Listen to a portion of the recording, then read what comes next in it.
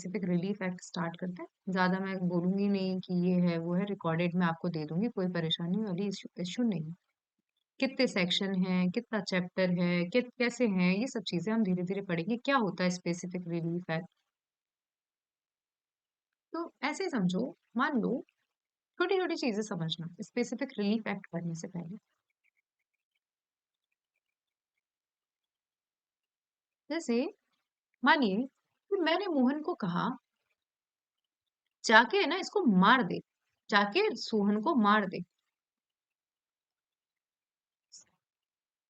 तो ये ठीक है, और मैंने इसको मान लो 1 लाख भी दिए, 1 लाख भी दिए कि जाके सोहन को मार दे। क्या मैं इस कॉन्ट्रैक्ट तो ये हुआ नहीं, क्या मैं इस अग्रीमेंट को इन्फोर्स कराने के लिए कोर्ट में जा सकती हूँ क्या? एक बार कोई भी बताइए, रुचि मैम। No ma'am. कि मैंने ये इसको 1 लाख दिए हैं और ये मार नहीं रहा है, नहीं जा सकते ना? सबको समझ में आ गया कि स्पेसिफिक रिलीफ एक्ट केवल और केवल सिविल केसेस में लगता है। एक बार सब हैंड रेज कर दीजिए। सबको समझ में आना चाहिए कि सिविल केसेस किस में लगेगा, सिविल केसेस में लगेगा। दूसरी चीज पढ़ेंगे धीरे धीरे, सेक्शन 4 आपको समझ में आएगा कि क्या है।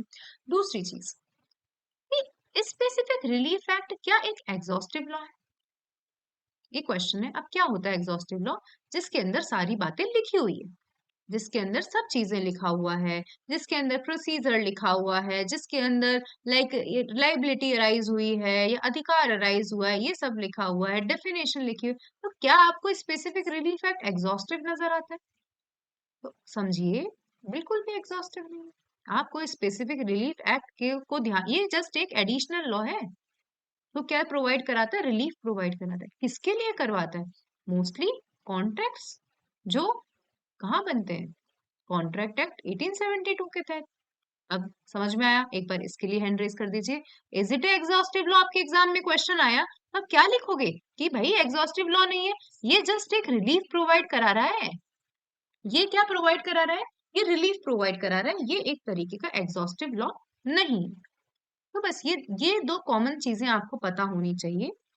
फिर हम धीरे धीरे सब चीजें पढ़ लेंगे, कौन से कॉन्ट्रैक्ट एनफोर्स हो सकते हैं, कौन से कॉन्ट्रैक्ट एनफोर्स नहीं हो सकते, किसका रेसेशन हो सकता है, कब रेसेशन नहीं हो सकता, क्या टेम्पररी इंजंक्शन होता है, ये सब हम बहुत अच्छे से और धीरे धीरे पढ़ेंगे। ठीक है, और मैं मतलब फीस मैंने नॉमिनल रखी है, तो इसका मतलब ये नहीं है कि क्लास में नहीं आना। ठीक है, क्लास में डेली आओ, आपको सच में मैं टिप्स पे याद करवा दूंगी, इसकी मैं 100% गारंटी लेती हूँ। यदि आप क्लास में डेली आओगे तो 100% आपको टिप्स पे याद हो जाएगा कि किस सेक्शन में क्या है, और विद कंसेप्ट क्लैरिटी। आइए देखते हैं स्पेसिफिक रिलीफ। लिमिटेशन भी पढ़ रहे हैं और स्पेसिफिक रिलीफ एक्ट पढ़ रहे हैं, तो याद, मेरी शक्ल याद कर लेना, दोनों 1963 के हैं, दोनों 1963 के, 1963 के हैं। ये एक्ट नंबर 47 है और लिमिटेशन एक्ट नंबर 36। ठीक है, 1963 का 47 नंबर का एक्ट है एसआरए, और 36 नंबर का है लिमिटेशन।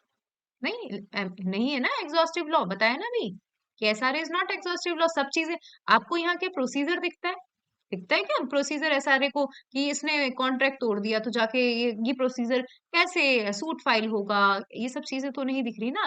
तो SRA is not an exhaustive law. अब देखो, और आपके पास में एसआरए का नया बेयर एक्ट होना चाहिए। हो सकता है आप 10 साल से प्रिपरेशन कर रहे हो सकता है 5 साल से कर रहे हो सकता है 3 साल से कर रहे हो। 2018 के अमेंडमेंट आए हैं, 10-20 रुपए बचाने के चक्कर में एसआरए का पुराना बेयर एक्ट नहीं चलेगा, नया बेयर एक्ट खरीदना है अपन को, जो 2018 के अमेंडमेंट जिसके अंदर हो। तो देखिए, द स्पेसिफिक रिलीफ एक्ट 1963, क्या है इसका नाम? The specific relief act 1963। इसका एनेक्टमेंट कब हुआ था, मतलब प्रेसिडेंट ने साइन कब करे थे? तो इसका एनेक्टमेंट हुआ था 13 दिसंबर 1963। और कब से लागू हुआ था? तो यहाँ पे जस्ट साइन हुए हैं, लागू नहीं हुआ है। कब से इन्फोर्समेंट में आया था? 1 मार्च 1964। थोड़ा सा साउंड एडजस्ट कर लेना, यदि ज्यादा हो तो मुझे बता देना। एक्ट नंबर 47 ऑफ 1963 मैंने आपको बता दिया। इससे पहले 1877 का एसआरए था, लेकिन आपको ये भी कहा मैंने कि 1 अक्टूबर 2018 को क्या आए हैं, अमेंडमेंट आ गए। क्या आ गए, अमेंडमेंट आ गए हैं। और टोटल इसके अंदर 44 सेक्शन है। तो हमने क्या क्या पढ़ा, आ जाइए। एसआर 1960 दिसंबर 13 दिसंबर 1963 को क्या हुआ है, एनेक्टमेंट, ना कि एनफोर्समेंट डेट। दोनों डेट को आपको याद रखना है, यहां हुआ है एनेक्टमेंट। और 1 मार्च 1964 1964, कभी ये कंफ्यूजन में मत रहना, ये क्लास में यदि और भी पुराने बच्चे होंगे उनको सबको पता होगा। मैंने बताया कि जो ये लिखा रहता है ना 1963, आईपीसी 1860, ये सब चीजें एनेक्टमेंट वाली लिखी रहती है। कौन सी लिखी रहती है, एनेक्टमेंट वाली लिखी रहती है। एनफोर्समेंट 1964 में हुआ। क्यों, और भी दिमाग लगाओ। बीएसए 2023, बीएनएस 2023, ठीक है, बीएनएसएस 2023 लागू तो 1 जुलाई 2024 से हुआ है, लेकिन 25 दिसंबर 2023 को सिग्नेचर हो गए थे प्रेसिडेंट के, इसलिए ये लिखा रहता है 2023। तो मैम सेम ग्रुप ऐसे, पे मैसेज आया किसी का, क्या बोल रहे हैं, ग्रुप पे मैसेज आया किसी का। क्या है, रुको एक मिनट। दूसरी हम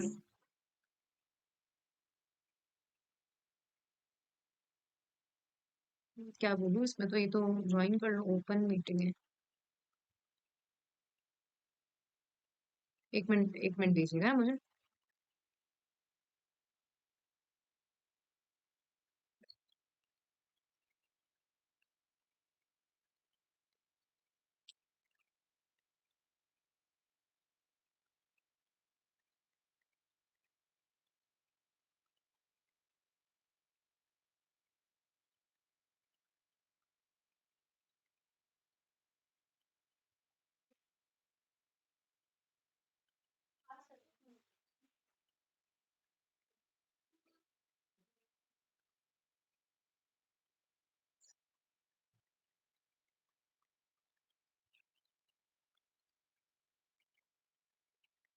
हाँ ठीक है, ठीक है।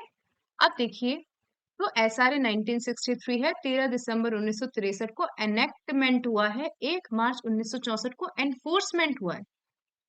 कितने सेक्शन है, 42 नहीं है। ये माइंड में मत रखना कि 42 सेक्शन है, 44 सेक्शन है। अब रिपील हो गए दो, ठीक है। तो सेक्शन 44 ही थे इनिशियली, तो क्या थे, 44 ही थे।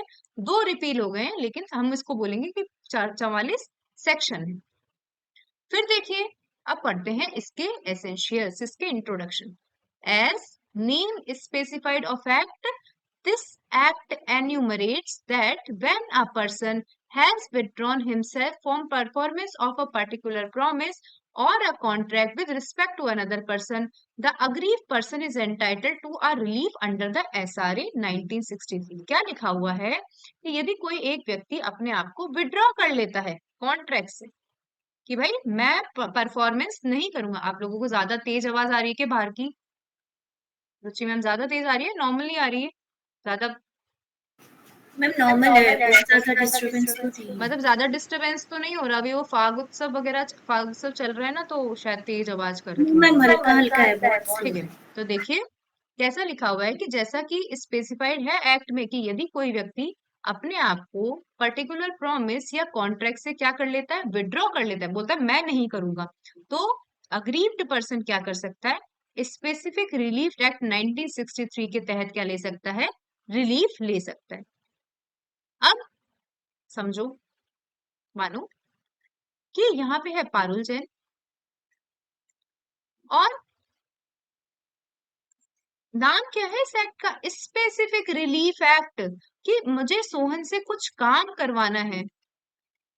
तो मैंने कहा कि मुझे कंपनसेशन नहीं चाहिए, मुझे ये काम ही करवाना है। नाम में लिखा है स्पेसिफिक रिलीफ एक्ट। एक बार सब हैंड रेज कर दीजिए, ये माइंड से निकाल दीजिए कि व्यक्ति कंपनसेशन ले सकता है सेक्शन 73 में। भाई कंपनसेशन लेना था तो कॉन्ट्रैक्ट एक्ट 1872 की सेक्शन 73 में जा सकता था, 74 में, 73 में जा सकता था।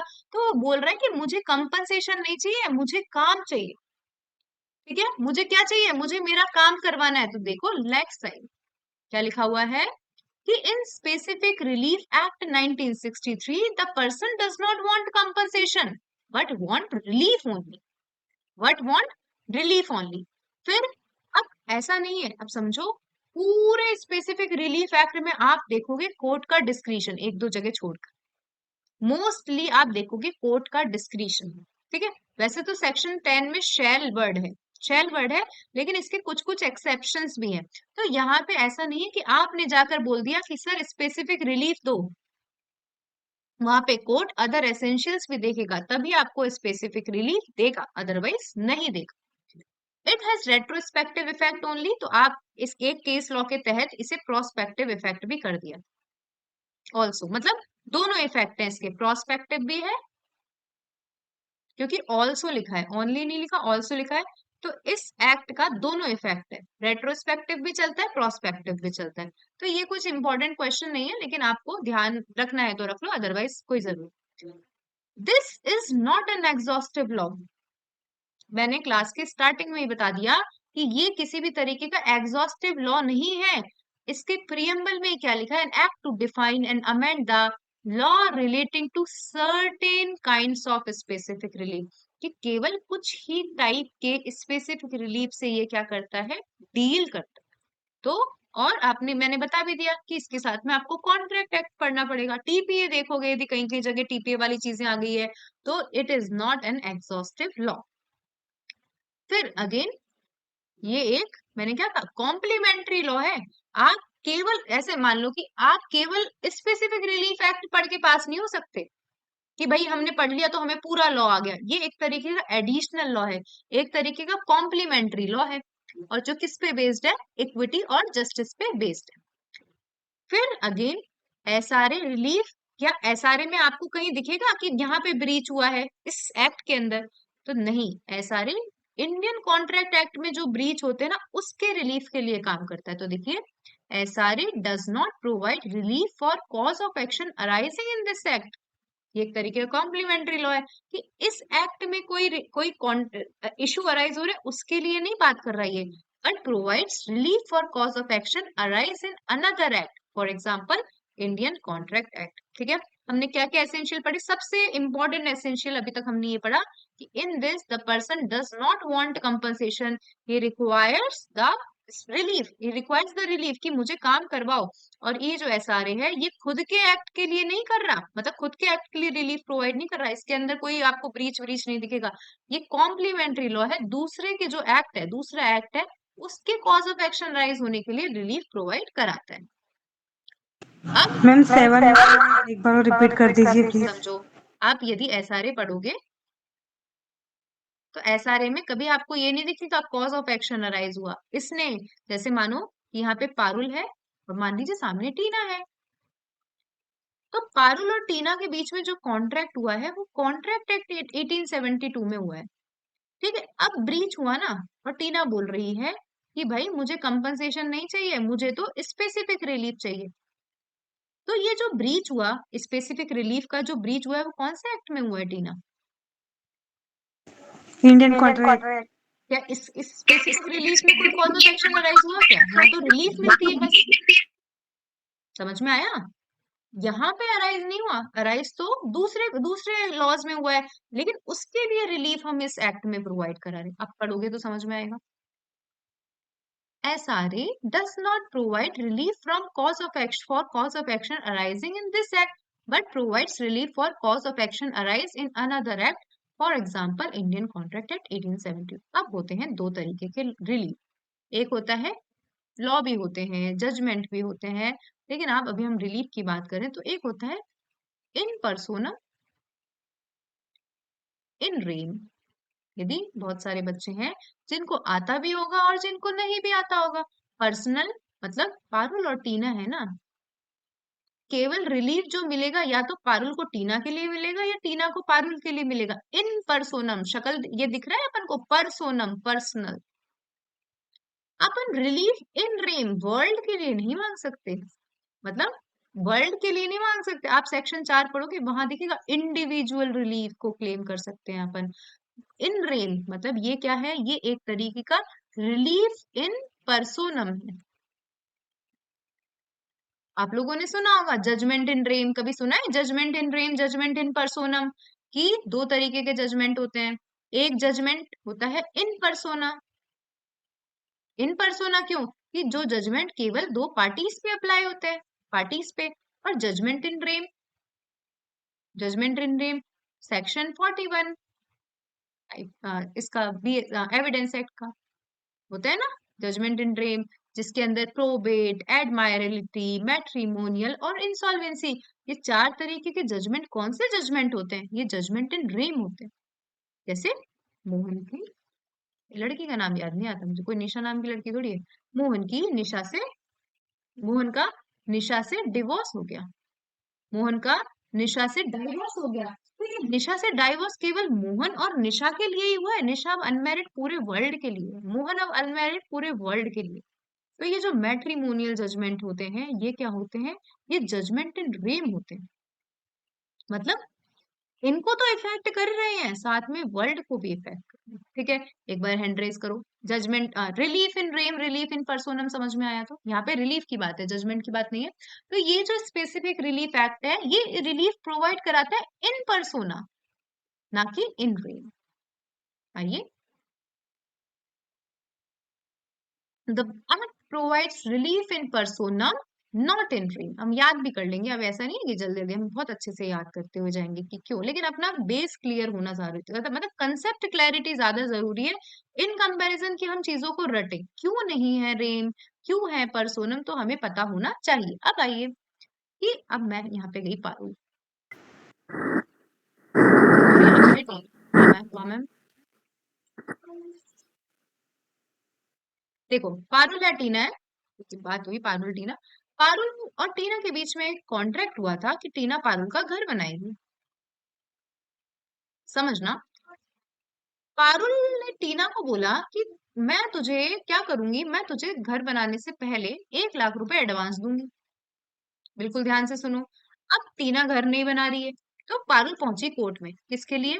कि भैया स्पेसिफिक रिलीफ दिलाओ मुझे। अब कोर्ट पूछ रहा है कि तू साफ हाथों से तो आई है, मतलब साफ हाथ का मतलब कॉन्ट्रैक्ट में क्या लिखा था कि तू 1 लाख देगी तब वो घर बनाएगी। तो भाई समझो, तू सीक्स इक्विटी, समझ रहे हो कि भाई जिसको इक्विटी चाहिए, जिसको तुम्हारा, जिसको घर बनवाना है, तो पहले तेरी ये चीज तो साफ हाथ से तो आ, पहले 1 लाख रुपए तो पे कर, तभी तो वो घर बनाएगी। समझ में आया क्या? मैं जिसको Ruchi ma'am, Tina ma'am, Mitansh sir, like a person who wants equity, भाई जिस व्यक्ति को इक्विटी चाहिए मस्ट डू इक्विटी। मतलब स्पेसिफिक रिलीफ है उस चीज पर बेस्ड है कि सामने वाला व्यक्ति साफ हाथों से, मैले हाथों से नहीं आना चाहिए कोर्ट के अंदर। साफ हाथों से आएगा तो तुम्हें स्पेसिफिक रिलीफ मिलेगा, मैले हाथों से आए भाई खुद गलत हो और तुम आ रहे हो। तो देखिए, अब बेस्ड ऑन टू प्रिंसिपल्स, भाई ये जो स्पेसिफिक रिलीफ एक्ट है, कुछ नहीं कहने को कुछ नहीं है, लेकिन ये किस पे बेस्ड है? इक्विटी पे बेस्ड है कि a person who seeks equity, भाई जिसे इक्विटी चाहिए मस्ट डू इक्विटी ना। A person who seeks equity needs to come to the court with clean hand, कि भाई साफ हाथ से आएगा तो ही। फिर वो 1 लाख बोला देने के लिए, तो बोलना, अब तेरे खुद में ही खोट है तो तू क्यों दूसरे को परेशान कर रहा है? और अब रट लो, ये सेक्शन 4 है, और मैंने स्टार्टिंग में ही बता दिया, it is only for enforcing civil rights, enforcing for civil right, not for mere purpose of enforcing a penal laws. Penal मतलब क्रिमिनल लॉज को एनफोर्स करने के लिए आप इसको यूज नहीं ले सकते हो, आप इसको यूज ले सकते हो सिविल राइट को एनफोर्स करके। क्या पढ़ा? एक्ट नंबर 1963 है, याद कर लो। 13 दिसंबर 1963 को, 1963 को एनेक्ट हुआ है। 1 मार्च 1964 को एनफोर्स हुआ है। 1963 से कंफ्यूज नहीं हो ना, एनफोर्स 1964 को हुआ है। कितने सेक्शन है? 44 सेक्शन है। ठीक है, फिर हमने पढ़ा कि स्पेसिफिक रिलीफ जो एक्ट है, वो अपने जो कॉज ऑफ एक्शन है अपने एक्ट के लिए, उसके लिए काम नहीं करता, दूसरे एक्ट के कॉज ऑफ एक्शन के लिए काम करता है। जो स्पेसिफिक रिलीफ एक्ट है, दो चीजों पे बेस्ड है कि a person who seeks equity must do equity, a person who wants to seek equity must do come with a clean hand, और for enforcing civil rights only. आपका उद्देश्य penal loss के एनफोर्समेंट का नहीं होना चाहिए, तभी स्पेसिफिक रिलीफ है आपको सिविल के सिलेबस में दिखता है। ठीक है, आप पीनल लॉस को एनफोर्स करने के लिए नहीं इसको यूज कर सकते। और ये जो रिलीफ देता है इन पर्सोनम है, इन पर्सोनम है, इन रेम नहीं है। पर्सनल पार्टीज को रिलीफ देता है, आप इन रेम नहीं, वर्ल्ड को रिलीफ नहीं दे रहा। मैं मानती हूँ समझ में आ गया होगा।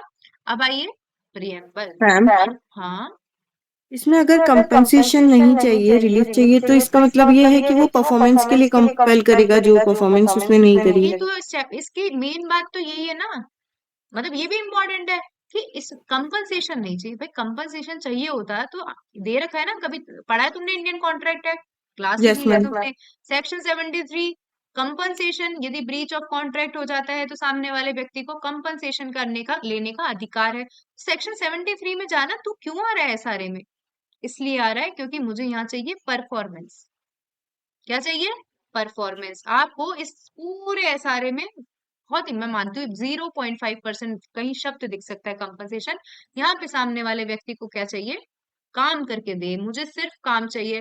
मान भाई अगर एग्जाम्पल समझो, मेरी एक्टिवा मेरी मम्मी ने दिलाई है, बहुत पैसे जोड़ जोड़ के बेचारी मेरी मम्मी ने 60-70 हजार रुपए जोड़े अपनी सैलरी से कम 15-20-25 महीने में। जब मान लीजिए 5 हजार कमाती होंगी वो, तो उन्होंने थोड़े थोड़े पैसे जोड़कर 20 महीने में मुझे एक्टिवा दिलाई।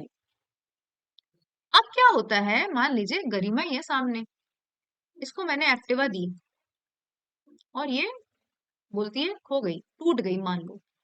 ठीक है, टूट गई तो चलो ठीक है, ये बोलती खो गई। अब है ना, कोर्ट में जा रही है पारुल, और गरिमा बोली मैम मैं आपको 2 लाख देने के लिए तैयार हूँ। तो भाई ये इमोशंस कहाँ आएंगे? तो मुझे क्या बोल रही हूँ कि नहीं चाहिए मुझे 2 लाख, मुझे मेरी एक्टिवा चाहिए। तो मुझे क्या है, स्पेसिफिक परफॉर्मेंस करवाना है। समझ में आया गरिमा? कि भाई यस मैम। यहाँ पे काम की इज्जत है, मुझे काम से मतलब है, मुझे नहीं चाहिए 2 लाख तेरे, मेरे इमोशंस भी तो जुड़े हुए हैं, मेरी मम्मी ने कितनी मेहनत करके मुझे एक्टिवा दिलाई है। ठीक है, तो यहाँ पे कंपनसेशन नहीं चाहिए, काम चाहिए। आइए,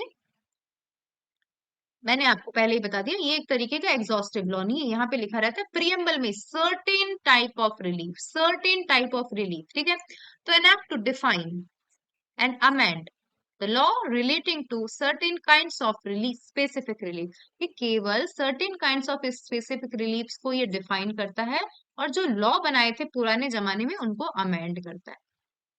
क्या करता है? डिफाइन करता है और अमेंड करता है। और कब आया है? रिपब्लिक ईयर के 14th ईयर में। जब समझ में आया क्या होता है इसका मतलब, समझ में आता हो आप लोगों को? रिपब्लिक कब हुआ था? 1950। 1950 प्लस 14, 14 साल, 14वें साल में है ना। लाइक गणतंत्र राज्य के 14th ईयर्स में, be it enacted by parliament in the 14th years of republic of India as follows. कि जब हमारा भारत देश रिपब्लिक गणतंत्र मतलब हो गया था, कॉन्स्टिट्यूशन लागू हुआ था, उसके 14वें साल में आया है ना, 1964 में। अब देखो, ये जो स्पेसिफिक रिलीफ एक्ट है ये कितने पार्ट्स में बटा हुआ है? 4 पार्ट्स में। कुछ याद, वैसे सब याद करना है हमको, लेकिन सेक्शन 9 से लेकर 25 हमारे टिप्स पे रटे हुए होने चाहिए। ठीक है, 9 से लेकर 25 ये मोस्टली बात करते हैं स्पेसिफिक रिलीफ की। तो देखो ये 4 पार्ट्स में बटा है। कितने पार्ट्स में? 4 बार। पहले पार्ट्स में आपको क्या दिखेगा? सीधी सी बात है, कहीं डेफिनेशन दिख जाएगी, कहीं आपको कुछ भी दिखेगा, शॉर्ट टाइटल एक्सटेंड दिखेगा। दूसरे पार्ट में 5 से 35 में दिखेंगे स्पेसिफिक रिलीफ, कि कैसी स्पेसिफिक रिलीफ चाहिए, कैसे चाहिए, किसको मिलेगी, किसको नहीं मिलेगी। तीसरे पार्ट्स में आपको दिखेगा टेम्पररी इंजंक्शन, परमानेंट इंजंक्शन, किसको इंजंक्शन मिल सकता है, किसको इंजंक्शन नहीं मिल। मैं भी पहुंच गई कि सामने मान लीजिए मितांश सर है, और मैंने बोला कि सर ये मेरे घर के आगे घर बना रहे हैं, रोड बना रहे हैं, या कुछ भी बना रहे हैं, इनका घर खड़ा कर रहे हैं, मैं बोल रही हूँ मुझे टेम्पररी इंजंक्शन दो। तो ये भी तो एक तरीके की रिलीफ ही तो क्लेम कर रही हूँ। तो ये पार्ट आता है सेक्शन, ये थर्ड पार्ट है preventive relief.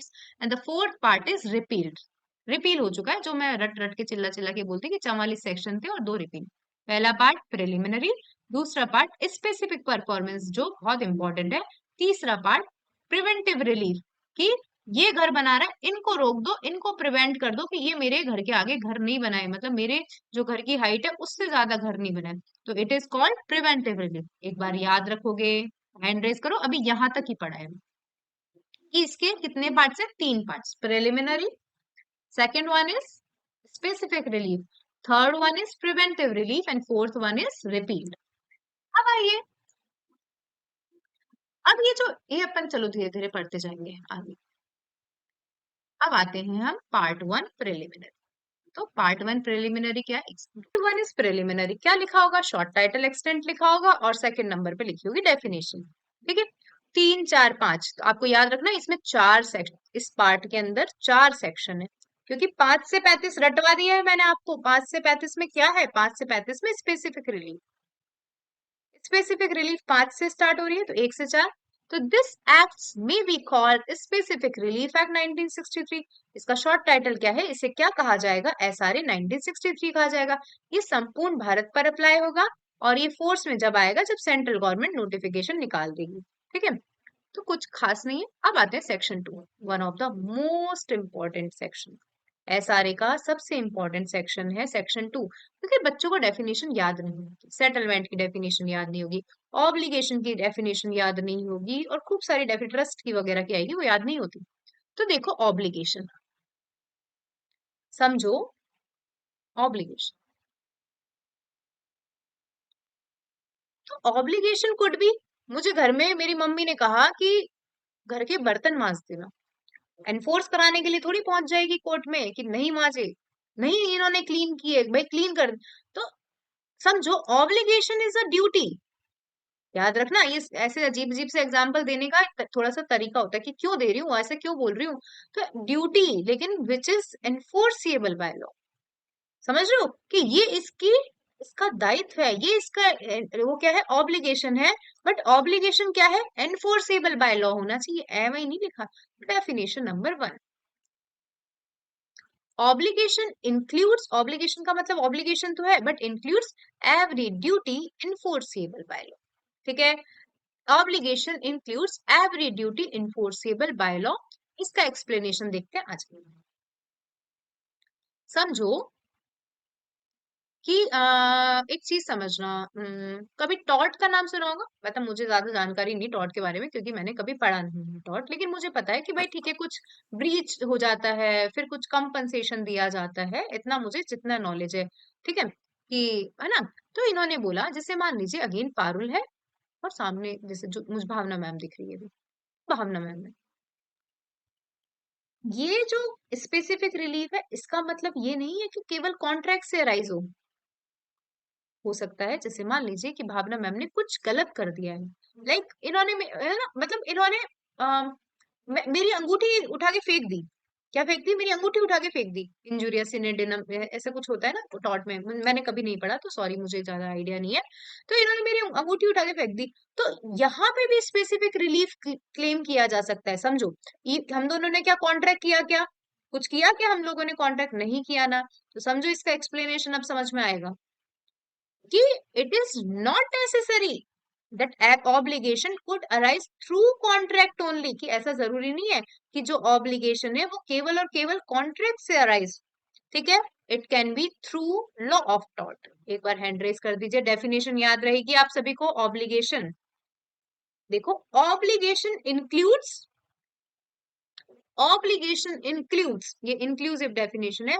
Obligation includes duty enforceable by law, और it is not required that such obligation arised from contract only. ये ऐसा जरूरी नहीं है कि हम दोनों के बीच में कॉन्ट्रैक्ट हुआ हो तो उसी के लिए हम एसआरए क्लेम कर सकते हैं। It could be arise through law of tort. ये किसके थ्रू अराइज हो सकता है?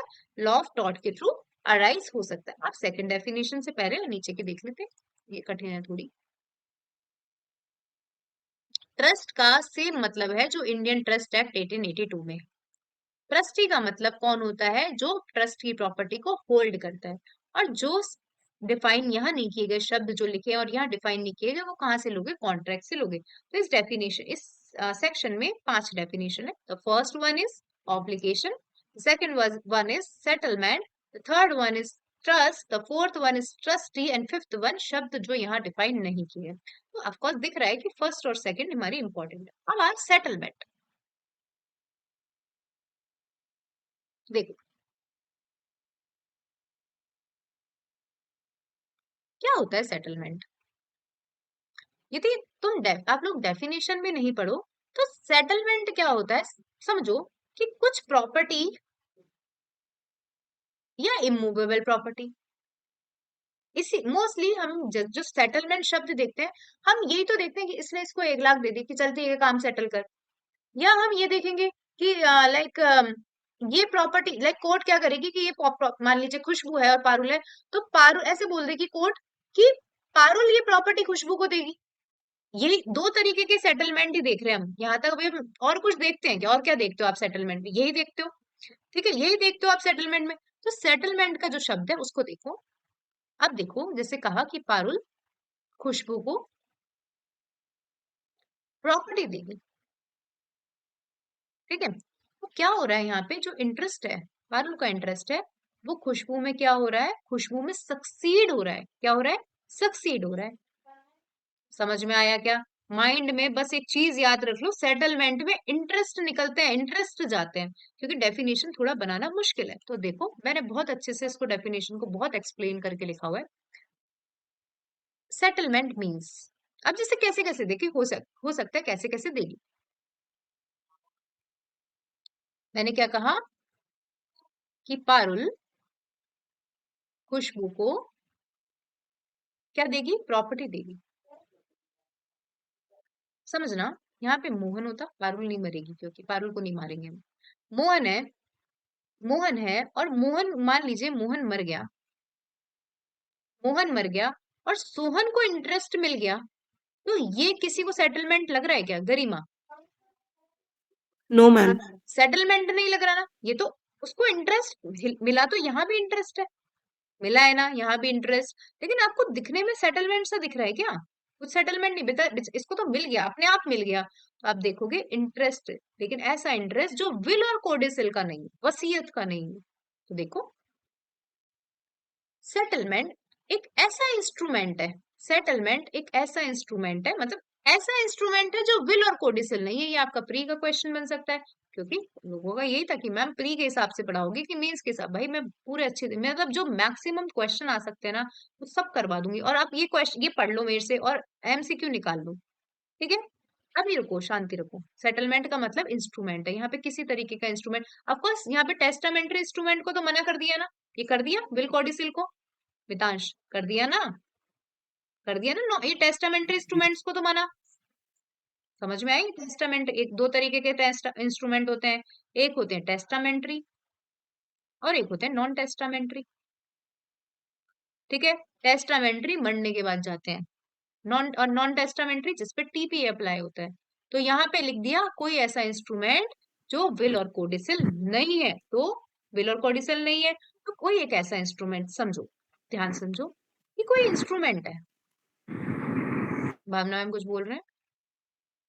हाँ मैम, मूवेबल और इनमूवेबल प्रॉपर्टी क्या होता है? मूवेबल इमूवेबल प्रॉपर्टी क्या होती है? हम्म। प्रॉपर्टी जिसे मूव किया जा सकता है, जैसे जमीन, ठीक है, बिल्डिंग, इनके अलावा सारी प्रॉपर्टी मूवेबल होती है, ये इमूवेबल प्रॉपर्टी है, ठीक है। इमूवेबल दिख रहा है ना, मूव नहीं हो सकती जो। हाँ। और मूवेबल प्रॉपर्टी जो मूव हो सकती है, तो जमीन मूव कर सकते हो क्या आप?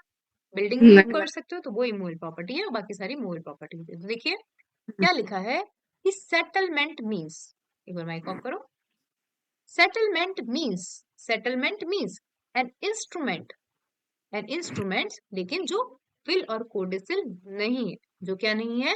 विल और कोडिसिल नहीं है, ठीक है। एक ऐसा इंस्ट्रूमेंट जो विल और कोडिसिल नहीं है, वेयर बाय द डेस्टिनेशन और डिवोल्यूशन, ये 2 शब्द आपको याद रखने पड़ेंगे। मैं इसको भी याद करवा दूंगी किस तरीके से याद करना है, बट अभी बोलो कि वेयर बाय द डेस्टिनेशन और डिवोल्यूशन, किस चीज का? सक्सेसिव इंटरेस्ट का, जो किसके अंदर है? मूवेबल और इमूवेबल प्रॉपर्टी में है। या तो डिस्पोज किया जाता है या agree to be dispose. Like मैंने, जैसे मानो समझो, यहाँ पे पारुल है और यहाँ पे मोहन है, तो मैं खुद बोल रही हूं कि ले मोहन मेरा सक्सेसिव इंटरेस्ट ले ले। मैंने बोला कि मेरा सक्सेसिव इंटरेस्ट ले ले, मैं मतलब ये हमारी प्रॉपर्टी है, हमारा 50-50% चलता है, और मैं बोल रही हूँ कि एक काम करते हैं, मैं 25 ले लेती हूँ, तू 75 ले ले। क्या करा मैंने? Successive interest is disposed of, क्या करा, डिस्पोज्ड ऑफ, ठीक है। सक्सेसिव इंटरेस्ट मतलब प्रॉपर्टीज में होता है ना कि भाई ये इंटरेस्ट सक्सेसिव का मतलब किसको मिलेगा, मतलब अभी मेरा इंटरेस्ट है तो कहीं ना कहीं मेरे मरने के बाद में किसी को तो मिलेगा, तो ये तो सक्सेसिव इंटरेस्ट, ठीक है। तो ये बोल रहे हैं पारुल कि 25% हिस्सा मेरा है, और एक काम कर 25 तू ले ले, 50 तेरे पास ऑलरेडी है, 25 तू ले ले। तो देखो शब्द एक अपन बिल्कुल लाइन बनाएंगे कि सेटलमेंट मीन्स, आपको सब याद है पेज के ऊपर क्या लिखा था, यहाँ लिखा था एन इंस्ट्रूमेंट, फिर क्या लिखा हुआ है second line Bhavna ma'am, other than, कोई और बता दीजिए Hitansh, will other or than codicil. Will और कोडिसिल, कि an instrument other than will और कोडिसिल, ठीक है। फिर क्या लिखा हुआ है जहां पर वेयर, वो शब्द बताऊंगी, वेयर डिवोल्यूशन और डेस्टिनेशन, अभी याद मत करो कि where devolution destination and devolution of successive interest, कौन सी प्रॉपर्टी, दोनों, वेदर इन मूवेबल और इमूवेबल, इज, क्या किया गया है सबसे पहले, मैंने खुद ने दिया, याद रख लो कि पारुल खुद दे रही है, डिस्पोज्ड ऑफ, और दूसरा agree to be disposed of, court ने ऑर्डर दिया उसको कि इसको दे दे, अब वो अग्री हो रही है, agree to be disposed of. तो यहाँ पे मतलब क्या हुआ, सेटलमेंट हुआ। आप पढ़ो दोबारा, आ जाइए देखो, an instrument other than will or codicil whereby the destination और devolution, अब कौन बोलेगा कि मैम डेस्टिनेशन क्या होता है, मतलब अंत, डेस्टिनेशन क्या होता है हमें पता है, हमारा डेस्टिनेशन मतलब फेवरेट डेस्टिनेशन क्या है, हमारा स्थान, ऐसे बोलते हैं डेस्टिनेशन, कि जहां पे कि मतलब इंटरेस्ट हम किसको दे रहे हैं, डेस्टिनेशन, और डिवोल्यूशन कि डिवॉल्व किसको कर रहे हैं, तो वेयर बाय द डेस्टिनेशन और devolution of successive interest in movable और immovable property is disposed of और agree to be dispose of. यदि नहीं याद है तो वापस याद कर लो, आपको स्क्रीन देखते रहना, यदि माइंड में नहीं समझ में आए नोट्स के प्रिंट निकाल लेना, स्क्रीन याद करो। सेटलमेंट मीन्स दो ही चीजें हो सकती है, एक तो क्या, दो चीजें क्या, एक ही चीज है कि डेस्टिनेशन की किस, वो जो हमारा सक्सेसिव इंटरेस्ट है किसी के पास जा रहा है, तो सेटलमेंट मीन्स द इंस्ट्रूमेंट, लेकिन जिसमें दिल और कोड दोनों इंसान जिंदा है, इंस्ट्रूमेंट अदर देन विल और कोडिसिल, विल और कोडिसिल, ठीक है, वेयर सक्सेसिव इंटरेस्ट,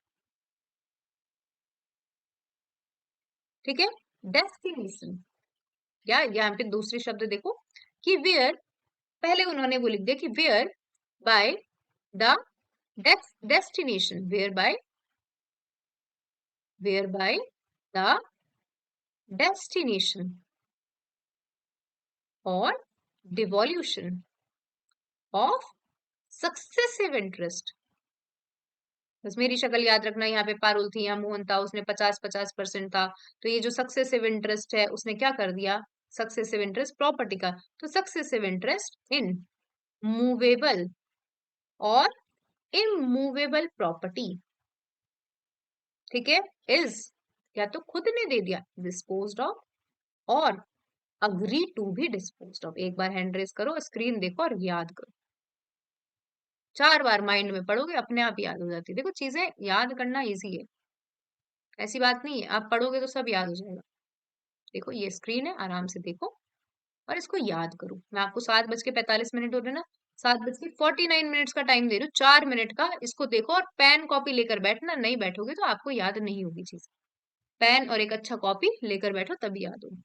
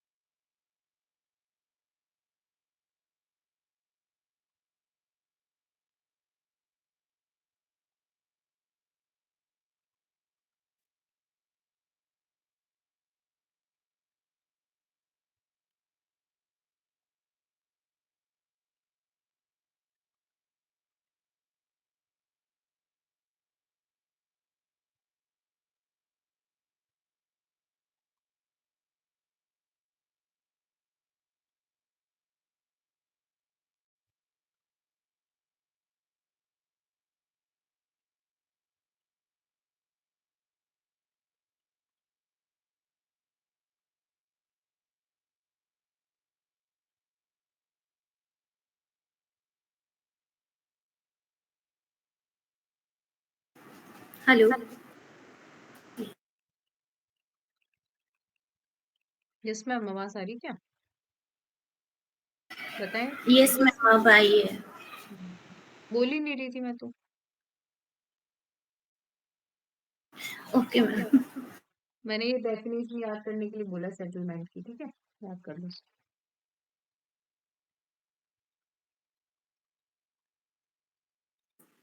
मैं थोड़ी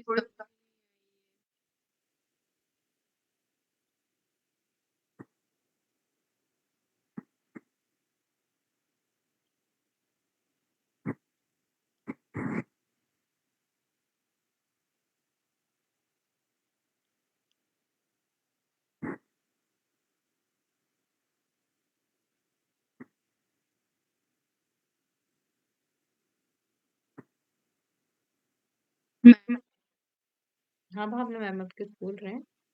हाँ, मैं ऐसे बोल रही हूँ, मेरे को ये वाला जो एनी इंस्ट्रूमेंट अदर आपकी आवाज क्लियर नहीं आ रही है। मैं ये बोल रही हूँ कि ये जो फर्स्ट में लिखा हुआ है ना, एनी इंस्ट्रूमेंट अदर देन ए बिल, और ये वाली मेरे को लाइन समझ ही नहीं आई। मतलब नॉर्मल, जैसे मैम को, जैसे मान लीजिए कि मैं किसी को, जैसे यहाँ पे देखो, आप पूछ लो, मुझे कोई परेशानी नहीं है, मैं आराम से सब चीजें बताऊंगी। आप 10 बार भी पूछोगे, मैं 10 बार बता दूंगी। देखो, मैं यहाँ पे पारुल है और यहाँ पे मोहन है, तो मैं मुंह से बोल के थोड़ी बोलूंगी मोहन ले तू मेरा 25% ले ले। बोलूंगी क्या, बताओ? मुंह से बोलना कोई वैलिड है क्या? नहीं। अभी मैं आज बोल दूंगा, कल जाके बोल दूंगी ला मेरा 25% वापस कर, तो मैं किसके थ्रू दूंगी? एक इंस्ट्रूमेंट के थ्रू दूंगी ना। इंस्ट्रूमेंट समझते हो? अभी सब पढ़ेंगे नीचे इंस्ट्रूमेंट क्या होते हैं, ठीक है? तो किसी इंस्ट्रूमेंट, मैंने वर्ड बाय मतलब ओरल बोलने से थोड़ी मान लिया जाएगा, कोई इंस्ट्रूमेंट के थ्रू ही तो मैं मेरा इंटरेस्ट ट्रांसफर करूंगी। डन हम्म। भावना? हाँ। अभी लगेगा, धीरे धीरे थोड़ा थोड़ा लगेगा। आप दोबारा क्लास को 3 बार देखोगे, 4 बार देखोगे, तो ऑटोमेटिकली चीजें समझ में आएंगी। बाकी सबको हम्म। समझ में आ गया क्या? कोई इशू तो नहीं है ना? मैं मान रही हूँ समझ में आ रहा होगा। आइए देखते हैं। 7:48 से पहले उड़ान। विल और कोडेसिल एक जैसी, विल और कोडेसिल मान लो बस एक जैसी होती है, ठीक है? इतना अपन को डिटेल में नहीं जाना। अब आओ, सक्सेसिव इंटरेस्ट क्या है? बेनिफिशियरी को क्या देना? इंटरेस्ट देना। तो successive interest means the interest of A successor beneficiary. अब आओ, कौन पूछ रहा है? इंस्ट्रूमेंट। देखो, इंस्ट्रूमेंट क्या होता है? जिसके द्वारा कोई भी राइट और लाइबिलिटी प्रोड्यूस की जाती है, कन्वे की जाती है, एक्सटेंड की जाती है, लिमिट की जाती है, एक्सपायर की हो जाती है, रिकॉर्ड की जाती है, और एक दूसरे व्यक्ति को क्या करती है? एक दूसरे व्यक्ति को बाउंड करती है। भाई इंस्ट्रूमेंट में ही तो सब चीजें लिखी रहती है, ये इंस्ट्रूमेंट ही तो है, जिसके लिए कि भाई मैं तुझे अधिकार दे रहा हूं, मैं मेरे तेरे अधिकार को कम कर रहा हूँ। मान लीजिए कि मैंने कहा कि मोहन, तेरे अधिकार को मैं कम कर रही हूँ, तो it is also a type of instrument, ठीक है? एक्सटेंड कर रही हूँ, ट्रांसफर कर रही हूँ, बना रही हूँ, तो ये सब क्या है? इंस्ट्रूमेंट। अब आपसे पूछा जाएगा डेस्टिनेशन और डिवोल्यूशन। मैंने आपको बोला ना कि डेस्टिनेशन डिवोल्यूशन क्या कर रही हूँ? मैं मेरी पावर किसी को दे रही हूँ, मैं मेरे राइट्स किसी को दे रही हूँ, मैं मेरी रिस्पॉन्सिबिलिटीज किसी को दे रही हूँ। तो हमने दो डेफिनेशन याद करी। ऑब्लिगेशन इंक्लूड्स, अगेन परेशान नहीं होना, उसमें मीन्स नहीं लिखा, आपके डेफिनेशन में मीन्स नहीं है, ऑब्लिगेशन को डिफाइन नहीं किया है, ऑब्लिगेशन को इंक्लूड किया है कि obligation includes duty enforceable by law. फिर आप देखो, अब मैं बोलूं और आप उसको याद करो। Settlement means an instrument other than will or codicil by which destination or devolution, ठीक है? डेस्टिनेशन और डिवोल्यूशन ऑफ सक्सेसिव इंटरेस्ट, किसका कर रहे हो? डेस्टिनेशन डिवोल्यूशन, सक्सेसिव इंटरेस्ट किसका? कौन सी प्रॉपर्टी का? वेदर इनमूवेबल और इमूवेबल। फिर मैंने अपनी इच्छा से दिया, इज डिस्पोज्ड ऑफ और agree to be dispose of. रात को सोने से पहले ये डेफिनेशन आपकी कॉपी में लिख लोगे तो जिंदगी भर याद रहेगी। सही बता रही हूँ। आप यदि ऐसे होता है ना कि नींद नहीं आती, जैसे मुझे नींद नहीं आती, मैं ऐसे ज्यादा पढ़ाकू बच्ची नहीं हूँ, लेकिन ऐसा होता है ना कि अब हद पार हो गई है, मुझे नींद नहीं आ रही, तो मैं ये सोचती हूँ कि मैंने दिन भर में क्या पढ़ा, उस चीज को मैं याद करूंगी ना तो मैं सो जाऊंगी याद। अब क्या करोगे? तो इस डेफिनेशन को आप रात को सोने से पहले माइंड में याद करना, और एक शब्द भूलोगे, ऐसा नहीं है कि आपको 100% याद करा दी मैंने अभी, ठीक है? आप भूलोगे, ये शब्द भूल जाओगे कि सक्सेसिव इंटरेस्ट था। आप ये हो सकता है ये मूवेबल इमूवेबल प्रॉपर्टी शब्द भूल जाओगे, लेकिन कम से कम 100 में से 50 तो याद रहेगी। 50 तो याद रहेंगे, इस बात की तो गारंटी लेते हो कि ये शब्द 100 में से 50 शब्द तो याद रहेंगे, अपने 100 पढ़े हैं तो। ठीक है, तो लेकिन अगले दिन आप उसको, आपको डर लगेगा कि यार हम बार बार हम माइंड पे फोकस डालते हैं कि जैसे ये मेरी स्ट्रेटेजी है, यदि आपको सही लगे, आपको लगता है कि भाई मैं बहुत पढ़ती हूँ, मैं बिल्कुल नहीं पढ़ती हूँ, मैं बिल्कुल ऐसे होते हैं ना गंवार से बच्चे के, आ रहा है तो आ रहा है, नहीं आ रहा तो नहीं आ रहा, लेकिन मैं कभी भी किसी चीज को रटती नहीं हूँ। आपने ये देखा, ये डेफिनेशन बहुत सारे बच्चे रटते होंगे, लेकिन मैंने समझा कि ऐसा हो सकता होगा इस डेफिनेशन का मतलब, इसलिए सेटलमेंट डाला होगा। ठीक है, तो मैंने इस चीज को समझा है और फिर याद किया। आ जाइए, देखते हैं सेक्शन नंबर 3। इस सेक्शन में 5 वो डेफिनेशन है। पहली डेफिनेशन ऑब्लिगेशन की है, दूसरी डेफिनेशन सेटलमेंट की है, तीसरी डेफिनेशन ट्रस्ट की है। ट्रस्ट का मतलब सेक्शन 3 ट्रस्ट एक्ट में डिफाइन है, जो इंडियन ट्रस्ट एक्ट में। ट्रस्टी का मतलब जिसने प्रॉपर्टी एज अ ट्रस्टी रख रखी है। और वर्ड जो यहाँ नहीं लिखे गए, वहां लिए गए इंडियन कॉन्ट्रैक्ट एक्ट। देखो, समझो। सेक्शन 3 सेविंग्स, किसकी बात कर रहे हैं? सेविंग। तो देखो, ये कोई बाउंड थोड़ी कर रहा है स्पेसिफिक रिलीफ एक्ट कि हमारे एक्ट में आओ। किसी ने बोला तुम्हें, जैसे वही पारुल है, गरिमा है, पारुल है, गरिमा है। पारुल बोल रही नहीं कर रही, मैं कर ले, तुझे जो करना है, मैं नहीं करूंगी इस कॉन्ट्रैक्ट को एनफोर्स। किसी ने जबरदस्ती करी है क्या गरिमा को कि तू एसआरए में भी जा, एसआरए में जा? कोई बोला है क्या कि एसआरए में जा? तो नहीं, ये एक्ट आपको कोई परेशानी नहीं दे रहा, आप दूसरे रिलीफ भी क्लेम कर सकते हो। समझ में आया क्या? पढ़ो पहले, हैंडरेस बाद में करना, समझो कि except as otherwise provided that nothing in this act shall be deemed to deprive का मतलब होता है दूर नहीं कर रहा है any person of any right to relief other than specific performance which he may have under any contract। समझ में आया कि इस ये जो एक्ट है, ये किसी अन्य व्यक्ति मतलब कॉन्ट्रैक्ट में भी तो कितने सारे रिलीफ हैं। कॉन्ट्रैक्ट एक्ट 1872 में बहुत सारे रिलीफ दे रखे हैं। कॉन्ट्रैक्ट को रिस्काइंड मतलब कॉन्ट्रैक्ट को वॉइडेबल घोषित कर दो, वॉइड करार कर दो, इक्विटी ले आओ, सब चीजें की रिलीफ आप ले सकते हो। लेकिन ये एक्ट आपको दूर नहीं कर रहा है, आपको ये, मैं कितने प्यार से इसने मैंने स्टार्टिंग में समझा, ये कॉम्प्लीमेंट्री है। भाई तू जो सामान खरीद रहा है वो तो खरीद ले। ये एक्ट मतलब ऐसे मैंने कि ये कॉम्प्ली, जैसे मैंने कल जेप्टो से कुछ सामान मंगाया तो मुझे कॉम्प्लीमेंट्री उसने होली का कुछ गिफ्ट वाउचर दिया, तो उसने ये थोड़ी बोला कि तू गिफ्ट वाउचर ले लेगी तो तेरा ये सामान नहीं दिया जाएगा। ये एक्ट एक कॉम्प्लीमेंट्री एक्ट है, ये किसी भी तरीके से कोई अन्य रिलीफ जो अन्य एक्ट्स में मिल सकती है, किसी अदर एक्ट्स में मिल सकती है, उससे डेप्राइव नहीं कर रहा है। ठीक है, और ये इन जैसे अब समझो, पारुल गरीब, ठीक है, सामने जो भी दिखते हैं वो ओल्ड स्टूडेंट्स है तो मुझे बार बार याद आ जाते हैं कि पारुल है, गरिमा है, कॉन्ट्रैक्ट हुआ। समझना, कुछ कुछ कॉन्ट्रैक्ट क्या होते हैं, रजिस्ट्रेशन करवाना जरूरी है। सबको पता होगा कि इंडियन रजिस्ट्रेशन एक्ट 1908 है कि केवल कॉन्ट्रैक्ट कर लिया तो एनफोर्स नहीं होंगे, कुछ कुछ कॉन्ट्रैक्ट है जिनका रजिस्ट्रेशन कराना जरूरी। फॉर एग्जाम्पल 50 लाख रुपए का हमने क्या करा, 50 लाख रुपए का घर बेचा, किसी को मोहन ने इसका बात गरिमा को बेचा। आप इस 50 लाख रुपए के घर का कॉन्ट्रैक्ट बना रहे हो, अग्रीमेंट टू सेल कर रहे हो या कुछ भी कर रहे हो, ठीक है, आप इसको इन्फोर्स नहीं करवा सकते हो एक्सेप्ट 53 टीपीए, इतना डीप में नहीं जाएंगे, जब तक कि इसका इंडियन रजिस्ट्रेशन एक्ट में रजिस्ट्रेशन नहीं करवा दो। अब आए महान सब, पारुल गरिमा आई, पारुल बोलती है ला नहीं दे रही तेरे को घर में, नहीं दे रही घर। अब गरिमा पहुंचती है कोर्ट में, स्पेसिफिक रिलीफ करा दो सर। तो क्या बोलेगा कोर्ट, रजिस्ट्रेशन एक्ट में रजिस्टर्ड है क्या? तो बोलेगी नहीं रजिस्टर्ड है। तो स्पेसिफिक रिलीफ एक्ट इसके ऊपर ओवरराइडिंग इफेक्ट कर जाएगा क्या? रुचि मैम, जहां रजिस्ट्रेशन जरूरी है वहां तो जरूरी है ना, स्पेसिफिक रिलीफ एक्ट यस कैसे मैम। ओवरराइड नहीं करेगा ना, ओवरराइड तो नहीं करेगा। सेविंग्स है मतलब इंडियन रजिस्ट्रेशन एक्ट प्रिवेल करेगा, स्पेसिफिक। पारुल गरिमा लड़ती रहे लेकिन रजिस्ट्रेशन जब लिखा है, क्या पढ़ते हैं हम, लॉ की भूल क्षमा योग्य नहीं है। इंडियन रजिस्ट्रेशन एक्ट में आपको बोला था रजिस्ट्रेशन कराने, तो रजिस्ट्रेशन कराओ ना, समझ में आ गया सबको। तो ये जो स्पेसिफिक रिलीफ एक्ट है, ये ओवरराइड नहीं कर रहा है इंडियन रजिस्ट्रेशन एक्ट को, जहां पे जरूरी है जरूरी है। देखो section number 3,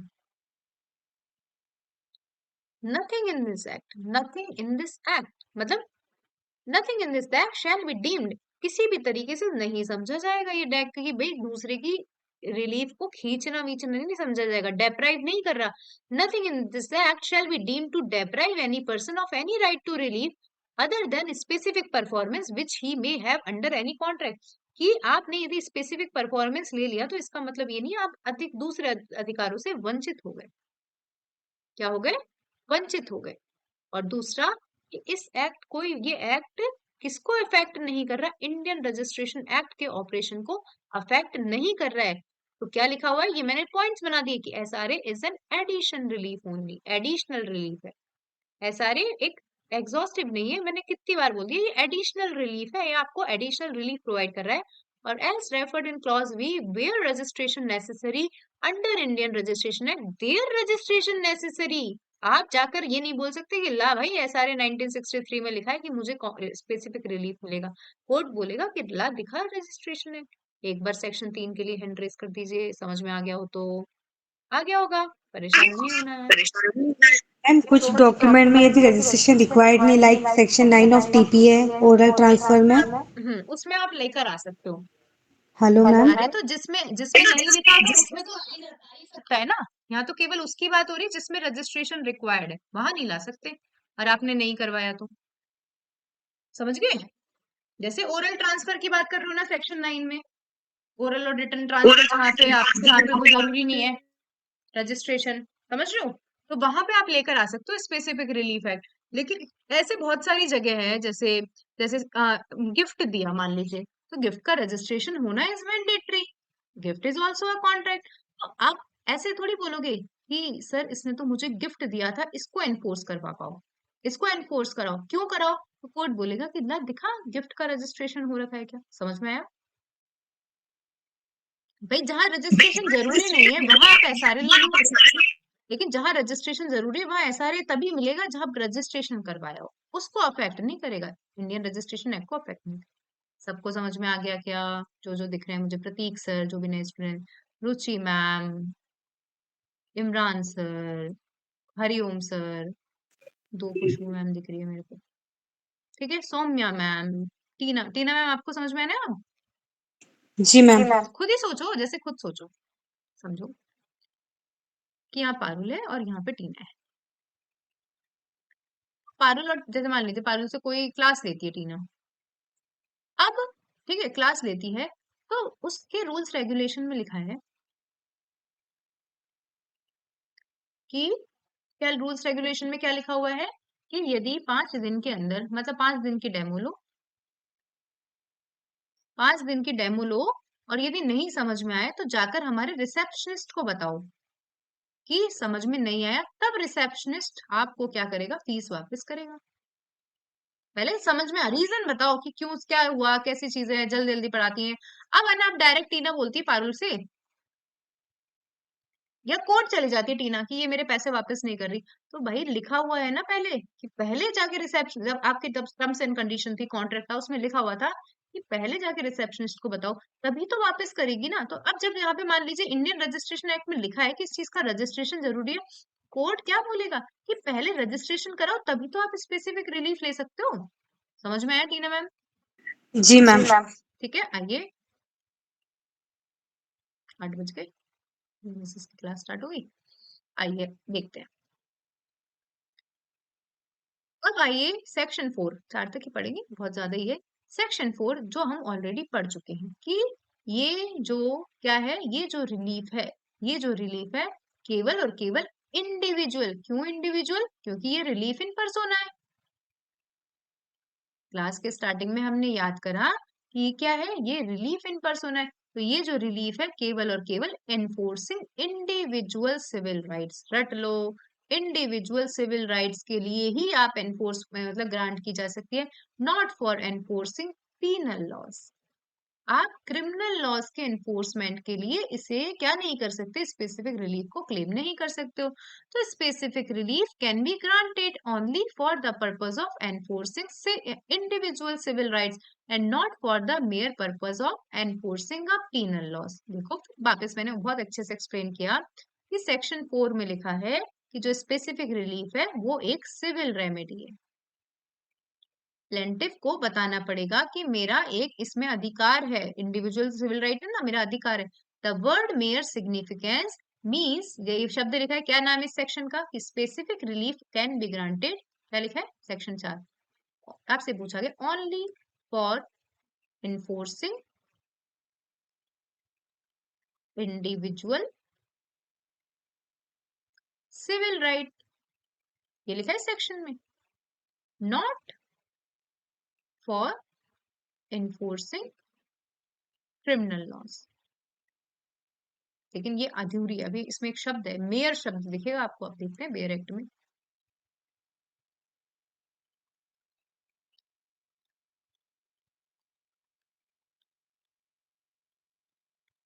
Specific relief can be granted only for the purpose of enforcing individual civil rights, not for the mere purpose of enforcing a penal law. What do you mean by mere? Mere मतलब आपका केवल अकेला बात panel laws नहीं होना चाहिए, कि मतलब अकेली चीज पेनल लॉज नहीं होना चाहिए। एक होता है ना, एक तो होता है सब्सटेंशियल चीजें, आपने को पता होगा, एक होता है सब्सटेंशियल, कभी सुना होगा आपने सब्सटेंशियल, एक होता है इंसिडेंटल। कहीं कहीं आप जब बेयर एक्ट्स पढ़ते हो तो ये शब्द सुनोगे आप, सब्सटेंशियल, इंसिडेंटल, कॉन्सिक्वेंशियल।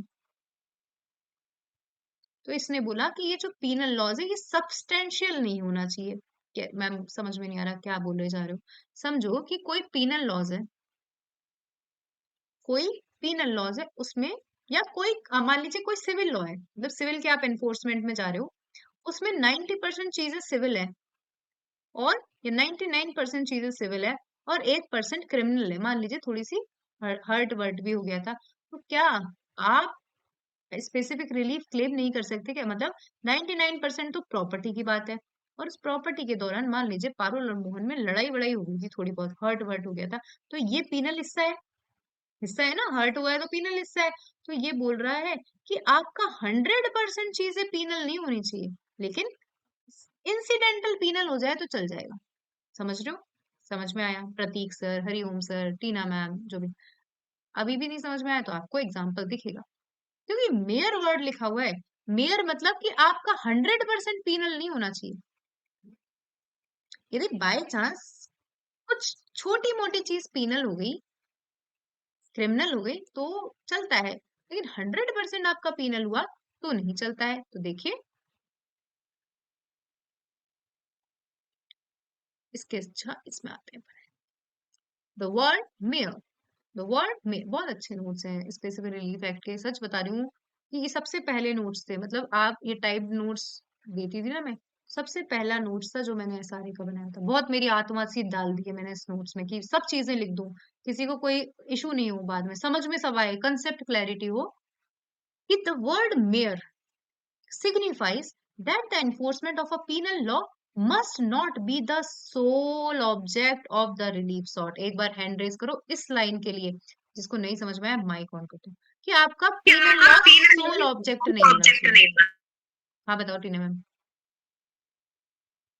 कि 100% आपका पीनल नहीं होना चाहिए, दो specific relief can be granted even if it includes enforcement of penal law if such a relief is merely incidental or anciently। मैंने समझाया कि 99% तो प्रॉपर्टी की बात हो रही थी, लेकिन इंसिडेंटली मान लो कि क्या हुआ, मोहन ने पारुल के चांटा मार दिया था, हर्ट कर दिया था, पारुल ने मोहन पारुल को नहीं मारेगा, पारुल ने मोहन के चांटा मार दिया था, ठीक है। तो ये इंसिडेंटल कुछ ऐसी चीजें हो चुकी थी जो इंसिडेंटल पीनल है, इंसिलियरी पीनल है, तो उसके लिए तो आप एनफोर्स करा सकते हो। भाई 99.9% केस तो किसका है, सिविल का ही है ना। 0.1%, 0.01% क्रिमिनल है, तो उसको मना नहीं करा। लेकिन यदि आपका सोल ऑब्जेक्ट क्रिमिनल, ठीक है, उसके एनफोर्समेंट के लिए आप नहीं जा सकते। ठीक है, ये बच्चे, ये समझ में नहीं आता बहुत सारे बच्चे, क्योंकि बेयर एक्ट पढ़ना ही नहीं आता लोगों को। बेयर एक्ट पढ़ रहे हैं, किसी को यही नहीं पता कि यहाँ फुल स्टॉप लग गया है, यहाँ कॉमा लग गया है, यहाँ ये शब्द दिया है, यहाँ नॉट विद स्टैंडिंग दिया है, यहाँ ये ओवरराइटिंग इफेक्ट क्यों रखता है। ठीक है, आप दो शब्द देखोगे, कभी किसी को बच्चे यही नहीं पढ़ते कि यहाँ पे लिखा है नथिंग कंटेंट, और यहाँ पे लिखा है नॉट विद स्टैंडिंग। दोनों के अंदर डिफरेंस क्या है समझ में ही नहीं आता बच्चों को। तो भाई अपन ने शब्द, बहुत सारे बच्चे होंगे जिसने पहले पढ़ रखा होगा ऐसा, 100% बोल रही हूँ, लेकिन कभी इतना ध्यान नहीं दिया होगा। ठीक है, मैं आराम से दूंगी एग्जाम्पल, आप दूसरी क्लास के लिए जाओ, लेकिन मेरी क्लास तो मेरी क्लास के अकॉर्डिंग ही चलेगी। समझो वापस कि एसआरए, आपका सेक्शन 4 कैसा है? आपका सेक्शन 4 है कि इंडिविजुअल सिविल राइट। क्या बोला? कि आप एसआरए को इन्फोर्स करवा सकते हो इंडिविजुअल सिविल राइट के अकॉर्डिंग, लेकिन आप एसआरए को इन्फोर्स नहीं करा सकते पीनल लॉस के अकॉर्डिंग। लेकिन जब हम इसको बहुत डिटेल में जाते हैं, अंदर जब एक्सप्लेनेशन देखते हैं, तो वहां लिखा है SRA relief can be granted only for the purpose of enforcing individual civil right, not for the mere purpose. तो मेयर का मतलब है आपका सोल ऑब्जेक्ट क्रिमिनल नहीं होना चाहिए। यदि इंसिडेंटल है आपका सोल, आपका ऑब्जेक्ट इंसिडेंटल, इंसिडेंटल का मतलब है बाय चांस क्रिमिनल हो गया, तो उसको एनफोर्समेंट कर सकते हो। हमने पूरा पार्ट 1 पढ़ लिया है। Section number 1 short title extent and commencement. Section number 2 definition. Obligation includes duty enforceable by law. Settlement means any instruments other than will और कॉर्डिसिल। ठीक है, by which devolution and destination of successive interest in movable or immovable property is disposed of or agree to be disposed of. Section number 2 का 3 C trust, section 3 of Indian Trust Act 1882. 4 trustee who holds the property for a trust. 5th जो शब्द यहाँ define नहीं। Section number 3 savings की बात करता है। Nothing in this section या nothing in this act shall deprive any person to extract any other relief। ठीक है, जो स्पेसिफिक रिलीफ में नहीं है उसके अलावा रिलीफ क्लेम किया जा सकता है। और फिर नीचे लिखा है कि अफेक्ट नहीं करता इंडियन रजिस्ट्रेशन एक्ट को। Section number 4 for enforcing individual civil right, रट लो रट लो रट लो, individual civil right, relief in persona में, रिलीफ इन पर्सोना में सिविल राइट को ही एनफोर्स करवा सकते हो, but not for penal laws. फिर नीचे एक शब्द बोला मैंने कि मेयर लिखा है, तो मतलब आपका यदि इंसिडेंटल पीनल हो जाता है तो भी आप स्पेसिफिक रिलीफ में जा सकते हो। एक बार हैंड रेज कर दीजिए, सबको समझ में आना चाहिए, सबको समझ में आ जाना चाहिए। अब आ जाइए, अब आता है 5 से 35। मैं बोल रही हूँ उसको कॉपी में लिखो, ऐसा नहीं है नोट्स में सबको दूंगी, सबको दूंगी नोट्स, लेकिन जो भी मैंने बोला उसको कॉपी में लिखो। कॉपी में लिखोगे तो कुछ अच्छा समझ में आए। बताइए भावना। मैम ये रिलीफ हम किस बेस पे मांग सकते हैं? फॉर मैम एग्जाम्पल ये आ रहा, ये आ गया चैप्टर आएंगे, ये रिलीफ आ गया, आ रहे हैं ना रिलीफ। ये इसमें समझ में आएगा आपको सेक्शन 5 से 5, यहाँ नहीं समझ में आएगा अभी ऊपर। ठीक है, मैम। सीधी बात है, तो रिलीफ अभी थोड़ा देखो, हो सकता है कि आप पहली बार पढ़ रहे होंगे, मान सकती हूँ मैं पहली बार, लेकिन मैं बहुत ट्राई कर रही हूँ कि आपको एक जनरल एग्जाम, मैं तो ये मानूंगी, मैं तो यहाँ पे ऐसे हो सकते हैं बहुत सारे स्टूडेंट जिसने पहले 10 से 20 बार पढ़ रखा हो, ऐसा है। और ऐसे भी स्टूडेंट हो सकते हैं जो पहली बार पढ़ रहे हैं, और मैं यही ट्राई कर रही हूँ कि मैं ऐसे पढ़ाऊँ कि मैं पहली बार पढ़ा रही हूँ। तभी मैंने एनेक्टमेंट एनफोर्समेंट को एक्सप्लेन किया। भाई मैं तो मानूंगी लॉ के स्टूडेंट है, पता होगा। तभी मैंने बताया कि क्यों 1963 लिखा है, 1964 क्यों नहीं लिखा। और बहुत सारे देखो, ऐसा नहीं कि मुझे सब कुछ आता है। मैं भी किसी क्लास में बैठूंगी तो मुझे भी तो लगेगा कि कोई मुझे नई चीज सिखाए। ठीक है, कोई मुझे, मैं तो बेस से सिखाए कोई मुझे। ठीक है, तो मैं हमेशा ऐसे ही पढ़ाती हूँ कि बेस से पढ़ाऊं, चाहे बच्चे कितने इंटेलिजेंट हो, लेकिन मैं हमेशा ये चाहूंगी कि बेस से पढ़ाऊं, ताकि जो बच्चा नहीं है, समझ में नहीं आता उसको, एकदम से नई फर्स्ट क्लास ले रहा है तो उसको समझ में आए। ठीक है, आइए part number 2 specifically. Part number 2 start होता है इसका 5 से 35। 5 से 35, इसमें 5 से 8 आपको अलग दिखेगा चीजें, फिर 9 से 25 आपको अलग दिखेगी। देखते हैं, समझो, जितना एग्जाम में आता है उतना पढ़ा देंगे। हमको हमको यहाँ पे आपको कोई पीएचडी नहीं करनी। आपका मकसद, पहला मकसद है कि हमें एग्जाम क्लियर करना है। ठीक है, मैं एक ऐसे स्टूडेंट हूँ, बहुत सारे बच्चे पहले से ही जानते होंगे, जिसने बेयर एक्ट के अलावा आज तक कुछ नहीं पढ़ा, कुछ नहीं पढ़ा मैंने बेयर एक्ट के अलावा। लेकिन ये चीजें क्यों समझ में आई धीरे धीरे। यदि एक लाइन को मैं पहली बार पढ़ूंगी तो मेरा अलग इंटरप्रिटेशन होगा, 10वीं बार पढ़ूंगी अलग इंटरप्रिटेशन होगा, 100वीं बार पढ़ूंगी अलग इंटरप्रिटेशन। मैंने आज तक नहीं पढ़ी किताबें, आज तक नहीं पढ़ी है, लेकिन कम से कम आप बेयर एक्ट पढ़ो तो अच्छे से तो पढ़ो, पढ़ो अच्छे से। तो आइए, सबसे पहले है recovery of specific immovable property. Section 5 बात करता है मैम अपन को कोई बुक पढ़ना जरूरी है ऐसा या कुछ नहीं है, विदाउट बुक भी कर सकते हो, हम भी तो पढ़ ही रहे हैं, हमें भी तो 6 साल हो गए, आज तक किताबों के नाम नहीं पता हमें। अब समझ में आ, जैसे अब कंपटीशन बढ़ गया तो मुझे लगता है कि नहीं, मुझे केस लॉज लिखने हैं, मैं फिर भी बुक नहीं खरीदती, मैं फिर भी बुक नहीं, लेकिन मुझे ऐसा लगता है नहीं, केस लॉज लिखने चाहिए हमें, केस लॉज एग्जाम में ज्यादा लिखो तो ज्यादा मार्क्स मिलते हैं, तो ये चीज है। तो देखो सेक्शन 5 से लेकर सेक्शन 8 ये बात करता है प्रॉपर्टीज से related, recovery of property. Section 5 से लेकर सेक्शन 8 बात करेगा recovering possession of property. Section 5 जो बात करता है वो बात करता है इमूवेबल प्रॉपर्टी। सेक्शन 6 बात करता है इमूवेबल प्रॉपर्टी। सेक्शन 7 बात करता है मूवेबल प्रॉपर्टी एंड सेक्शन 8 बात करता है मूवेबल प्रॉपर्टी। याद करो क्या बोला मैंने, सेक्शन 5 से 8 प्रॉपर्टी को रिकवर करना है। मान लीजिए किसी के पास में प्रॉपर्टी चली गई है तो उसको हमको क्या करना है, रिकवर करना है। क्या करना है, रिकवर करना है। सेक्शन 5, सेक्शन 6, सेक्शन 7, सेक्शन 8 ये बात करता है रट लो इमूवेबल प्रॉपर्टी की। सेक्शन 7, सेक्शन 8 किसकी बात करता है, मूवेबल प्रॉपर्टी। इमूवेबल प्रॉपर्टी जिसे हिलाया डुलाया नहीं जा सकता, मूवेबल प्रॉपर्टी जो मूव हो सकता। कैसे रिकवरी करोगे, यदि बाय चांस किसी के पास में आपकी इमूवेबल प्रॉपर्टी चली गई है तो उसको कैसे रिकवर करोगे, तो सेक्शन 5 की तरह रिकवर करोगे। सिंपल यही लिखा हुआ है। अब क्या है सेक्शन 5, इसमें इतना डिटेल में नहीं लिखा, तो समझो, मानो जो मैं बोल रही हूँ उसको ध्यान से सुनो। सेक्शन 5 बात करता है एंटाइटल्ड व्यक्तियों के लिए। अभी सिर्फ इतना, जितना मैं बोल रही हूँ उतना ही समझना।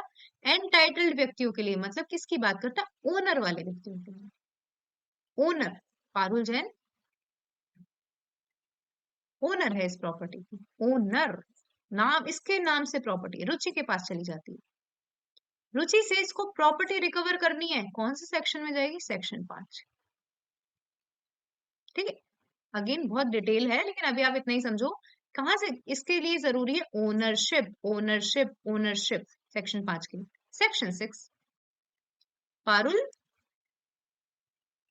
टीनेंट है,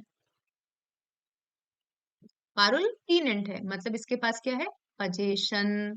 हैंड रेज कर दो। ओनरशिप और पजेशन में अंतर पता है, ओनरशिप मतलब मैं घर की मकान मालिक हूँ। सेक्शन 6 मैं घर की टीनेंट हूं लेकिन मेरे पास में क्या है, पजेशन, मेरे पास में क्या है, पजेशन। पारुल घर की टीनेंट है और मान लीजिए रुचि ने इसको घर से बाहर निकाल दिया, तो कहां जाऊंगी मैं, सेक्शन 6। कहां जाऊंगी, सेक्शन 6। मैं मानती हूँ प्रतीक सर, मितांश सर, भावना मैम, समझ में आ रहा है। वापस बोलूं, सेक्शन 5 एंटाइटलमेंट, ओनरशिप, मेरे पास में पैसा, पैसे से खरीदी है मैंने, किससे खरीदी है, पैसे से खरीदी है मैंने प्रॉपर्टी, मैंने मेरे पैसे लगाए। सेक्शन 6 ओनरशिप नहीं, पजेशन, पजेशन और ओनरशिप में डिफरेंस होता है। पजेशन, पजेशन तो किसी का भी हो सकता है, मान लीजिए कि प्रतीक सर है, ये घर के ओनर है, हमारे घर में शादी है और हमने प्रतीक सर से बोला कि हमारे घर में शादी है, प्लीज 4-5 दिन के लिए मुझे आपका घर दे दो, तो एम आई द ओनर, मैं यहाँ पे ओनर नहीं हूं, मैं हूँ पजेशनर। क्या हूँ, पजेशनर। तो मैं मानती हूँ थोड़ा सा कंसेप्ट क्लियर हुआ होगा। अब कैसे रिकवर होगी, तो एसआरए में लिखा नहीं है कैसे रिकवर होगी, आपको देखना पड़ता है लिमिटेशन एक्ट, आपको देखना पड़ता है सीपीसी।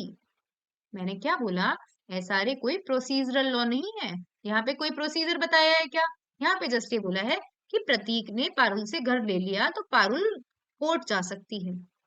यहाँ ये नहीं बोला कोर्ट कैसे जाएगी, सूट कैसे इंस्टीट्यूट करेगी, कितने साल में जाएगी, ये कुछ नहीं लिखा। सेक्शन 5 सिंपल, एसआरए सिंपल ये बोल सकते हैं कोर्ट जा सकती है, बोल सकती है प्रतीक को कि मेरा घर वापस कर, लेकिन ये नहीं लिखा कि किस तरीके, किस रास्ते से जाएगी, कौन सा एडवोकेट करेगी, ये कुछ नहीं लिखा। ये कहाँ लिखा हुआ है, रुचि मैम, कहाँ लिखा हुआ है ये प्रोसीजर, मैम कौन सा प्रोसीजर, ये प्रेम्बल, सूट ऐसे इंस्टीट्यूट करेगी, ये कहाँ लिखे हुए हैं, रिकॉग्नाइज एजेंट कहाँ होंगे, द कोड। आप सुन नहीं रहे हो, क्लास को अच्छे से देखो, क्लास को बहुत ध्यान से सुनो, एक एक शब्द मैं बहुत अच्छे से समझाऊंगी। आपने अब कहाँ प्रियम्बल कहाँ से आ गया इसके अंदर, कॉन्स्टिट्यूशन पढ़ा रही हूँ मैं। मैम क्वेश्चन नहीं समझ में आया मुझे। मैंने बोला सुनना, यहाँ पे प्रतीक सर है और यहाँ पे पारुल है, यहाँ पे ये टीनेंट है, मान टीनेंट भी नहीं मान लीजिए, ये घर की ओनर है और प्रतीक ने इनका घर ले लिया। तो एसआरए केवल ये बताता है कि प्रतीक ने घर ले लिया तो पारुल कोर्ट जा सकती है। यहाँ पे कोई प्रोसीजर लिखा हुआ है क्या, कैसे जाएगी, नो कैसे मैम। सूट इंस्टीट्यूट करेगी, सूट नो। इंस्टीट्यूट डुप्लीकेट में लगाएगी, एफिडेविट करेगी, ओरल एग्जामिनेशन करेगा, है कोर्ट इशू फ्रेम करेगा, यहाँ पे लिखा हुआ है क्या, नो मैम। कहाँ लिखा हुआ है, अरे कहाँ लिखा हुआ है, the code of civil procedure 1908। हाँ वही सीपीसी मैम बोला था पिछली हाँ बार। बोला था, लेकिन क्वेश्चन नहीं समझे थे आप, सब एक बार हैंड हाँ रेस कर मैम दो। वो क्लियर नहीं था, अभी मैं यहाँ नहीं सेक्शन लिखा बताने हुआ, वाली थी, आई थॉट आप सेक्शन पूछेंगी। नहीं नहीं नहीं, यहाँ नहीं लिखा हुआ, सीपीसी में लिखा हुआ है। और समझो, प्रतीक ने पारुल से घर ले लिया, पारुल कितने साल में जाएगी, यहाँ लिखा हुआ है क्या, कौन बताएगा, प्रतीक सर कहाँ लिखा हुआ कितने साल में जाएगी, कोर्ट के पास में, लिमिटेशन एक्ट में मैम। इंडियन लिमिटेशन एक्ट में। तो सबको समझ में आया, सेक्शन 5 क्या बोलेगा कि आप प्रॉपर्टी को रिकवर कर सकते हो, कैसे, सीपीसी के तहत और इंडियन लिमिटेशन एक्ट के तहत। देखो पढ़ते हैं, पहले बेयर एक्ट पढ़ लेते, बेयर एक्ट से देखो, आपको बेयर एक्ट रटा हुआ होना चाहिए। अब कंसेप्ट वंसेप्ट तो देखो, बेयर एक्ट रट लो, कंसेप्ट तो हम धीरे धीरे और सीखेंगे, लेकिन बेयर एक्ट की लैंग्वेज बताओ। देखो किसी मतलब, सॉरी ज्यादा शब्द ओवर हो जाते हैं, लेकिन किसी को समझ में नहीं आएगा कि क्या लिख दिया।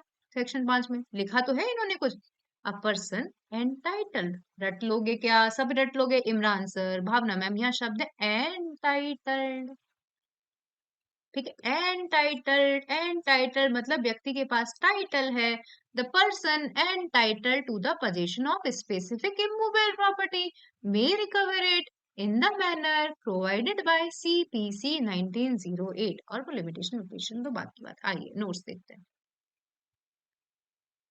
तो मैं भी लिख देती, ऐसे ही उठा के लिख देती, समझाऊं क्यों, मैं भी लिख दूं नोट्स के अंदर की लिखो।